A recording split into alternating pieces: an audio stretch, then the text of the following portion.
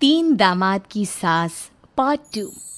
अब तक आपने सुना कि कावेरी जी अपनी तीनों बेटियों ईशा, मोहिनी और सुहाना की शादी तीन घर जमाई लड़कों के साथ करवा देती है। उन्हें लगता है कि ये लड़के शायद घर का कामकाज संभाल लेंगे, लेकिन उनके तीनों घर जमाई बहुत आलसी थे। वो नौकरी भी नहीं करते थे और बाहर का काम भी नहीं। कावेरी जी ने अपनी बेटियों से कहा कि वो प्रेगनेंसी का बहाना बनाकर अपने पतियों को सबक सिखाए। अब सुनिए आगे। मम्मी, आपने जैसा कहा था हमने वैसा ही किया, लेकिन देखिए ना, विवेक का हाल तो वैसा का वैसा ही है। घर में ना सुबह का नाश्ता बनता है और ना खाना। नौकरी पर जाने की बात करूं तो खाने को दौड़ते हैं मुझे।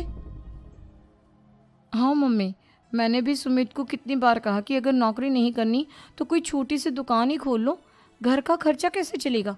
देखो दोपहर के 12 बजने आए और जनाब अभी तक सो रहे हैं। हाँ मम्मी, ईशा और सुहाना ठीक कहती हैं। अविनाश का भी यही हाल है। जब मैंने अपनी प्रेगनेंसी के बारे में कहा तो मुझसे कहने लगा, अरे दूसरी लड़कियां तो 9-9 महीने तक नौकरी करती है, बस डिलीवरी के टाइम छुट्टी लेती है। मोहिनी, तुम भी नौकरी करो। अब मुझे कहाँ नौकरी मिलेगी। मम्मी बताओ अब मैं क्या करूँ।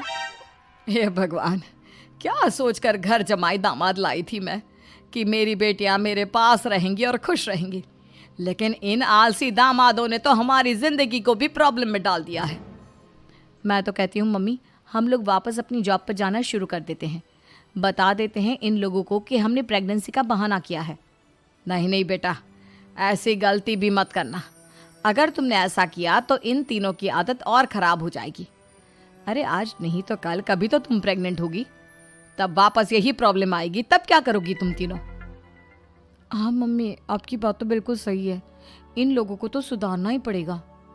लेकिन कैसे? अपने बच्चों के आने की खबर सुनकर भी इन लोगों पर कोई असर नहीं हो रहा। पैसे कमाने के लिए घर से बाहर निकलना ही नहीं चाहते ये तीनों।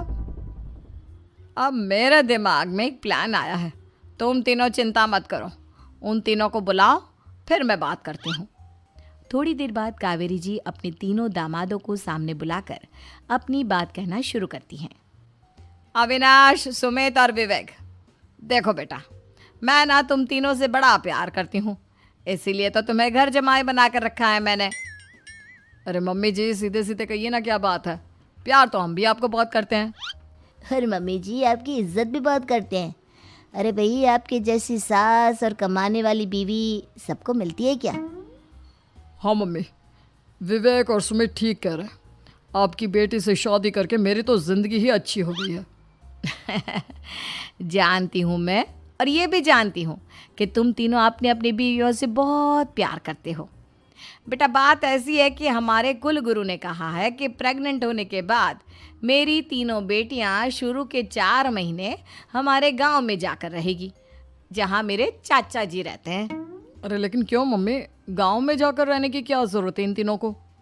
वो क्या है ना बेटा, हमारे परिवार को एक श्राप है।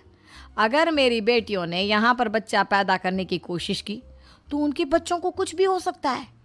इसलिए अब से लेकर 4 महीने पूरे होने तक इन्हें गांव वाले घर में रहना पड़ेगा। हाँ तो इसमें प्रॉब्लम क्या है मम्मी जी? हम भी वहाँ जाकर रहेंगे, पिकनिक मनाएंगे। अरे भाई, बीवी जहाँ हम भी वहाँ।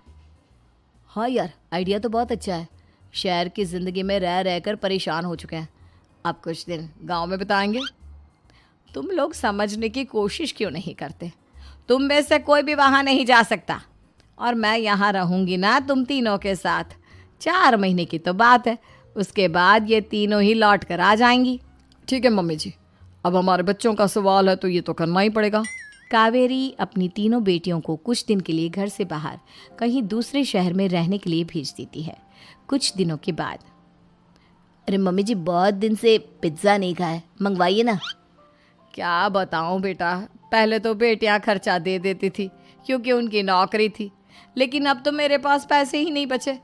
थोड़े बहुत पैसे हैं जो बच्चों की डिलीवरी में काम आएंगे। लेकिन मम्मी जी, आपकी बेटियों को वापस आने में तो अभी बहुत वक्त बाकी है। वही सोच सोच कर परेशान हो रही हूँ। सोच रही हूँ कल से दूध भी बंद करवा देती हूँ। अब दूध वाले को देने के लिए पैसे भी तो नहीं है ना।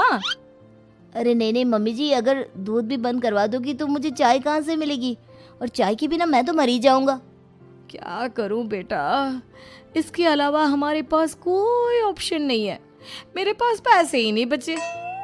इस तरह कावेरी जी धीरे धीरे अपने तीनों दामादों को पैसे देना बंद कर देती हैं और घर में खाने पीने की चीजें लाना भी बंद कर देती है। अब वो तीनों बुरी तरह से परेशान होने लगे थे और इसलिए एक दिन तीनों प्लान करके घर से बाहर निकलते हैं और बाजार में जाने के बाद यार अच्छा खाना खाए हुए कितने दिन हो गए, पता नहीं कब अच्छा खाना मिलेगा। हमारी बीवियों के जाने के बाद तो हमारी हालत भिखारियों जैसी हो गई है यार। कुछ भी हो, मुझे तो आज पिज्ज़ा खाना ही खाना है। जेब में 1 रुपया नहीं और पिज्जा खाएगा, कहाँ से आएंगे पैसे? अरे देख वहाँ सामने बोर्ड पर क्या लिखा हुआ है, कंप्यूटर पर काम करने के लिए एक आदमी की आवश्यकता है। भाई मैं तो जा रहा हूँ, काम करूँगा और शाम तक पैसे लाकर आराम से पिज्ज़ा खाऊंगा। जा जा, तुझे कोई काम नहीं देने वाला, हम तो घर जा रहे हैं। चल भाई सुमित। सुमित और अविनाश वहाँ से चले जाते हैं और विवेक उस कंप्यूटर शॉप पर सारा दिन काम करके 5,000 रुपये कमा कर घर लौट कर आता है और अपने खाने के लिए अच्छी अच्छी चीज़ें भी लेकर आता है। ये देखकर विवेक और सुमित के दिल में भी कुछ पैसे कमाने की इच्छा जागती है। अरे सुबह सुबह कहाँ चल दिए तुम? मम्मी जी एक बहुत अच्छी जगह मिली है, कंप्यूटर पर काम करने के 5,000 मिले थे कल मुझे। अगर रोज़ काम करूँगा तो पूरे 40,000 की तनख्वाह। अरे वाह, ये तो बहुत अच्छी बात है दामाद जी, आपको जाना ही चाहिए। सुमित और अविनाश विवेक को इस तरह तरक्की करते देखकर परेशान हो जाते हैं और वो दोनों भी काम की तलाश में निकल पड़ते हैं। धीरे धीरे उन दोनों को भी काम मिल जाता है। अब कावेरी के तीनों दामाद छोटी मोटी नौकरी करके अच्छा पैसा कमाने लगे थे। एक दिन कावेरी उन्हें अपने पास बुलाती हैं। अरे वाह, विवेक 40,000 कमा लेता है, अविनाश 60,000 और सुमित तुम भी 40,000 के आसपास कमा ही लेते हो। कुल मिलाकर तुम अच्छे खासे पैसे कमा रहे हो बेटा। हाँ मम्मी जी, बहुत मज़ा आता है जब महीने के एंड में मोटी रकम हाथ में आती है। पूछिए मत मम्मी जी, घर में रहकर रोटी बना बना कर और तो जैसा महसूस होने लगा था मुझे तो। हाँ बेटा, तुम तीनों की बात तो बिल्कुल ठीक है और जानते हो अब तुम तीनों की पत्नियां भी वापस लौट कर आने वाली है। लेकिन मम्मी जी अभी तो उन्हें गए सिर्फ 2 महीने हुए हैं, आपने तो कहा था वो 4 महीने के बाद लौट कर आएंगी। ऐसा कुछ नहीं है बेटा, मैं सिर्फ तुम तीनों को सबक सिखाना चाहती थी कि आदमी घर में बैठकर बीवी की कमाई खाता हुआ अच्छा नहीं लगता। इस दुनिया में हर इंसान को मेहनत करनी चाहिए, काम करना चाहिए, चाहे वो औरत हो या आदमी, ताकि अपने परिवार को संभाल सके। कावेरी की बात सुनकर उन तीनों को अपनी गलती का एहसास होता है और कावेरी उन्हें सच बता देती है कि ईशा, सुहाना और मोहिनी शहर में ही कहीं दूसरी जगह रह रहे थे। शाम के वक्त उन तीनों की पत्नियां लौट कर आ जाती है और कावेरी जी का परिवार एक खुशहाल परिवार की तरह रहने लगता है। नमस्कार दोस्तों, हमारे स्टोरी चैनल पर आपका स्वागत है, जहां हम लाए हैं अनोखी और दिलचस्प कहानियां। हर कहानी में आपको मिलेगा एक नया अनुभव, चाहे वो रोमांचक फिक्शन हो, रहस्यमय थ्रिलर या प्रेरणादायक किस्से। हमारा मकसद है कि हम आपको ऐसी कहानियों में ले जाएं जो न केवल मनोरंजन करें, बल्कि आपके दिल और दिमाग को भी छू जाए। इस सफर में आपका साथ बहुत महत्वपूर्ण है, इसलिए अगर आपको हमारी कहानियां पसंद आएं, तो कृपया हमारे वीडियो को लाइक, शेयर और चैनल वीएपी कहानियां को सब्सक्राइब करके सपोर्ट करें। हमें आपकी राय का इंतजार है।